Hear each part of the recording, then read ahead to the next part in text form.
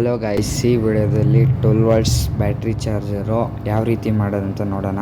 ಹಾಗಾಗಿ PCB ಮೇಲೆ bridge ರೆಕ್ಟಿಫೈಯರ್ನ place ಮಾಡಬೇಕು. ಇದರಲ್ಲಿ ಇಂಟರ್ನಲ್ಲಿ ಡಯೋಡ್ಸ್ ಕನೆಕ್ಟ್ ಆಗಿರುತ್ತೆ. ಅದ್ರ ಮೇಲ್ಗಡೆ ಸಿಂಬಲ್ ಕೂಡ ಇರುತ್ತೆ. Capacitor 220 microfarads. ಪಾಸಿಟಿವ್ ಬಂದು ಬ್ರಿಡ್ಜ್ ರೆಕ್ಟಿಫೈಯರ್ನ ಪಾಸಿಟಿವ್ಗೆ ಆ್ಯಂಡ್ ನೆಗೆಟಿವ್ಗೆ L E D positive and negative ಕೆಪಾಸಿಟರ್ಗೆ ಶಾರ್ಟ್ ಮಾಡಬೇಕು. ಆ್ಯಂಡ್ ಇದು ಟ್ರಾನ್ಸ್ಫಾರ್ಮರು, ಇದು ಮೈನ್ಸಿಗೆ ಕನೆಕ್ಟ್ ಮಾಡಬೇಕು. ಪ್ರೈಮರಿ ಸೆಕೆಂಡರಿ ಔಟ್ಪುಟ್ಟು 12 ಮತ್ತು 0. ಇದು ಬಂದ್ಬಿಟ್ಟು ಬ್ರಿಡ್ಜ್ ರೆಕ್ಟಿಫೈಯರ್ನ AC ಸಿಂಬಲ್ಗೆ ಎರಡನ್ನೂ ಕನೆಕ್ಟ್ ಮಾಡಬೇಕು.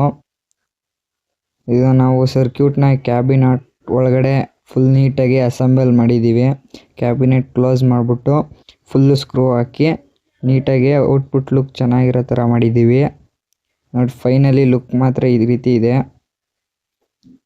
ನೋಡಿ, ಈಗ ಸ್ವಿಚ್ ಆನ್ ಮಾಡಿದ ತಕ್ಷಣ ಲೈಟ್ ಇಂಡಿಕೇಶನ್ ಆನ್ ಆಗಿದೆ. ಇದರಲ್ಲಿ ಔಟ್ಪುಟ್ ಎಷ್ಟು ಬರ್ತಾ ಇದೆ ಅಂದರೆ 17 ಬರ್ತಾ ಇದೆ ಗೈಸ್. ಈಗ ಬ್ಯಾಟ್ರಿನ ಚಾರ್ಜ್ ಮಾಡೋಣ ಗೈಸ್. ಬ್ಯಾಟ್ರಿ ಚಾರ್ಜರ್ ಅಂದರೆ ಯಾವುದೇ ಒಂದು ರೀತಿಯ DC ಸೋರ್ಸ್ನ ಕಾನ್ಸ್ಟೆಂಟಾಗಿ ಬ್ಯಾಟ್ರಿಗೆ ಇನ್ಪುಟ್ ಕೊಟ್ಟಾಗ ಅಲ್ಲಿ ವೋಲ್ಟೇಜ್ ಇನ್ಕ್ರೀಸ್ ಆಗುತ್ತೆ ಗೈಸ್.